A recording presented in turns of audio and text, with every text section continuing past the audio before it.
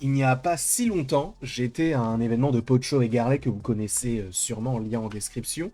Et il y avait une caricaturiste lors de cet événement qui était en lien avec la sortie du film La Revanche des Sith. Et dites-moi si vous me reconnaissez. En vrai, il y a un truc. Moi, j'adore. Je pense que je vais le mettre dans le décor, mais à un endroit que vous ne verrez peut-être pas, peut-être sur ce mur-là. Mais en tout cas, très beau, un dessin d'Élise. Merci beaucoup à vous, parce que je la vous voyez. En tout cas, on n'est pas là pour parler de caricaturiste. On est là pour parler d'un projet qui... enfin, en tout cas, d'un projet, ou en tout cas d'une ébauche de projet qui pourrait pointer le bout de son nez d'ici quelques temps.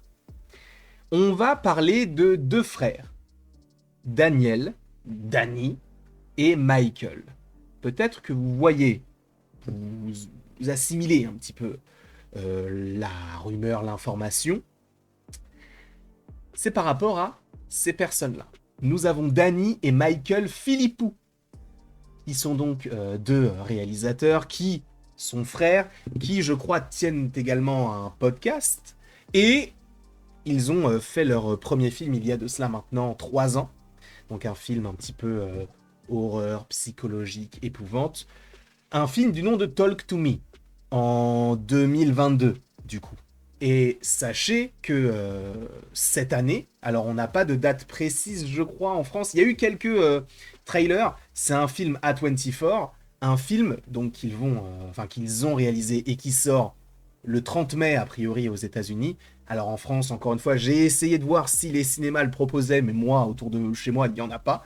Donc j'attendrai la sortie en salle. Mais en tout cas, ils vont proposer au cinéma Bring Her Back, donc un film pareil, d'horreur, d'épouvante, en lien avec la spiritualité, les esprits, etc.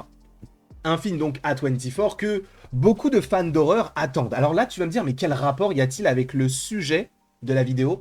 Je vais y venir, ne vous inquiétez pas. Donc, on a ces deux réalisateurs qui ont réalisé donc dans un premier temps Talk to Me qui a plu à la critique de manière générale et celui-ci qui est très attendu. Mettez-le vous en tête. Ce film est très attendu et a priori cela pourrait être le banger de l'année dans on va dire la communauté de l'horreur.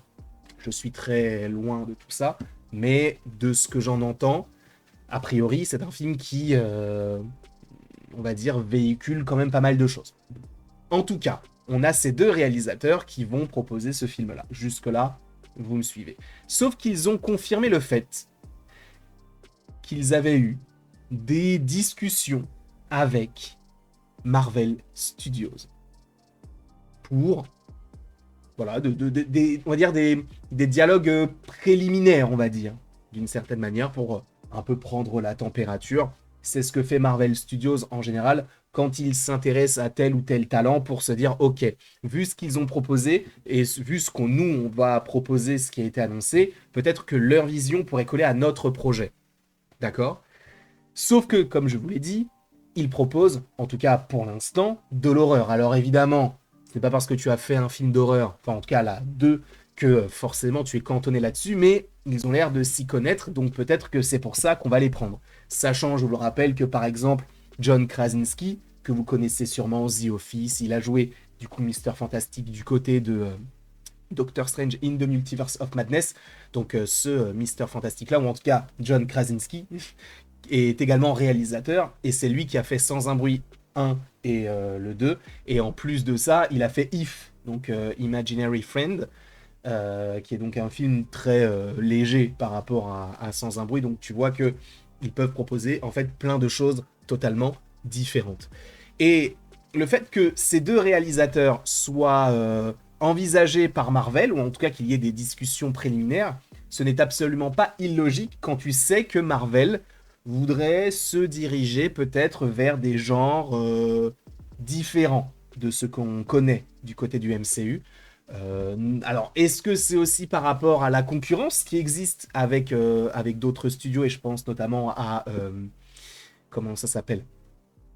À DC, puisque je me rappelle que DC, normalement, l'année prochaine ou l'année d'après, on a un film du nom de Clayface qui pourrait être un film semblable à La Mouche.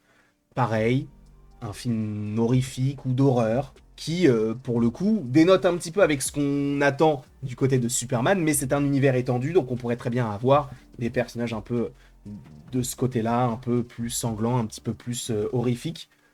Et ça avait déjà été le cas du côté de Marvel en 2022, notamment avec deux projets en 2022 qui sortaient un peu du lot. Dans un premier temps, on a eu Doctor Strange in the Multiverse of Madness. On avait quand même pas mal de scènes qui étaient, tu vois, très inspirées de ce que fait Sam Raimi, puisque je vous rappelle que c'est lui le réalisateur. Et en 2022, en octobre, le 7 pour être plus précis, sur Disney+, on a eu Werewolf by Night.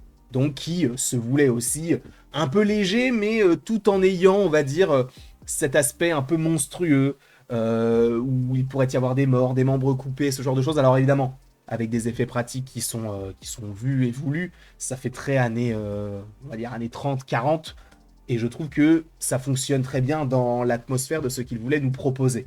Donc on sait que Marvel veut se diversifier, que ce soit par rapport à des films peut-être un petit peu plus contemplatifs comme Eternals, peut-être un petit peu plus dans le combat par rapport à ce qu'on peut faire aussi du côté de l'Asie, notamment avec Shang-Chi. Bref, ils ont essayé de partir dans divers contextes différents. Et moi, j'ai beaucoup apprécié lorsqu'ils l'ont fait. Alors, ça n'a pas forcément été trop voulu, ou en tout cas pas voulu, mais reçu plutôt. Et pour le coup, moi, je le voulais, et je l'ai très bien reçu. C'est dommage qu'il n'y ait pas d'Eternals 2, par exemple. On est bien d'accord. Cependant, Marvel prévoit notamment un film, alors prévoit ou prévoyait un film notamment sur Blade. Un film qui se veut horrifique avec un chasseur de vampires qui est lui-même mi-humain, mi-vampire, même si on pourrait partir sur un chasseur de monstres, un personnage qui a déjà d'ailleurs été introduit du côté d'Eternals dans la scène post-générique et qu'on n'a jamais revu, qu'on verra pour la première fois, en tout cas, on le verra en animation cette année dans Marvel Zombies, puisque Blade sera une sorte de Blade Moon Knight. Enfin, c'est un peu particulier, mais il sera bel et bien dans la série. Jusque-là, rien d'anormal. Sauf que vous le savez, on a eu, je crois que c'est Bassam Tariq, il y a eu Jacques Desange, non, Jacques Desange, c'est une marque, bah, c'est pas un coiffeur, Jacques Desange. Il y a eu, attends, comment il s'appelle? Yann Desmanges. Yann Desmanges, il y avait quelques noms qui circulaient au-delà d'eux, et c'est vrai que ce projet a été mis en stand-by.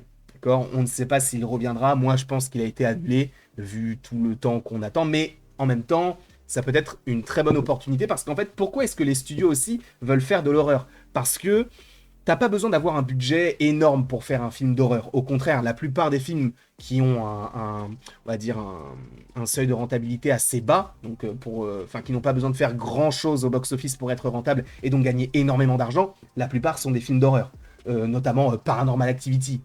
Ça a été un film qui a été extrêmement rentable. Le premier a été fait pour quelques centaines de milliers de dollars, peut-être quelques millions, mais je ne suis même pas sûr que ça soit si cher, et il a rapporté je ne sais pas combien de millions. Pareil pour le film en forme footage, d'ailleurs on en a parlé sur la chaîne puisqu'on l'a vu cette année, je me souviens plus du nom du film, mais vous savez c'est quand ils sont coincés dans les bois, et que c'est filmé à la caméra, enfin bref, pareil, ce film a coûté quelques dizaines de milliers de dollars, il a eu un succès énorme, et d'ailleurs, de manière générale, ce film est considéré comme un classique. Mais j'oublie son nom en plus, je sais que vous l'aurez dans les commentaires. Mais bref, faire un film d'horreur, ça peut, je dis pas que ça coûte moins cher de manière générale, mais ça peut coûter moins cher. Et donc, quand on sait que Marvel Studios avec un Blade peut avoir une rentabilité, en tout cas un box-office plutôt aux alentours de peut-être 300 millions, alors on pourrait se dire c'est pas beaucoup, mais si le film a coûté 40 millions, t'es archi rentable dessus. Donc, ça peut être une possibilité, sachant qu'ils ont eu rendez-vous avec deux réals qui s'occupent de certains films en lien avec l'horreur, on peut se dire qu'ils peuvent partir là-dessus. Sauf que, évidemment, Blade n'est pas le seul projet en lien avec l'horreur qu'on pourrait avoir du côté du MCU, puisqu'il y a un film qui, lui, alors n'a pas été annulé ou mis de côté parce qu'il n'a pas encore été annoncé, mais devrait arriver. C'est vrai que moi j'aurais bien aimé Fede Alvarez, donc à qui nous devons notamment un Evil Dead, je crois. Et en plus, il a réalisé récemment Alien Romulus et il va s'occuper du prochain Alien. Donc j'aurais bien aimé que ce soit lui du côté des Midnight Suns, parce que oui, c'est le projet qu'on va évoquer, donc c'est une sorte d'équipe avec des personnages un peu mystiques, un peu horrifiques, Man-Thing, Moon Knight, je crois qu'il y a Punisher, il y a Doctor Strange, il y a Blade, enfin une équipe un peu qui se formerait, qui pourrait qui aurait pu plutôt être mêlé à Blade. Finalement, on ne sait pas vraiment si c'est le cas, on ne sait même pas si Blade va sortir un jour. Je l'espère fortement, que ce soit une surprise, boum, Blade est bien prévu. Et imaginez même que c'est le film qui sortira en 2027, ce serait une dinguerie. Je ne pense pas. Je vais pas vous mentir, je ne pense pas. Mais on pourrait imaginer ça. Et donc que ce soit bel et bien ces deux réalisateurs qui s'occupent du film. Sachant que pour des gros projets tels que ceux-là, c'est vrai que soit on prend quelqu'un qui a déjà travaillé du côté de Marvel, soit on a l'habitude de prendre un duo. Je vous rappelle que Aaron Moorhead et Justin Benson, donc qui se sont occupés de la saison 2 de Loki, s'occupent là de Daredevil. Il y avait aussi leur nom qui circulait autour des films Avengers. Là, on sait que les frères Russo reviennent aussi pour les films Avengers, donc on sait que des fois, ils fonctionnent en studio. Je crois même que le film Captain Marvel 1 était un duo de réalisateurs et réalisatrices. Oui, c'est pas la première fois qu'on a ce genre de choses, donc ça pourrait être assez intéressant qu'on ait un vrai film d'horreur du côté de Marvel Studios.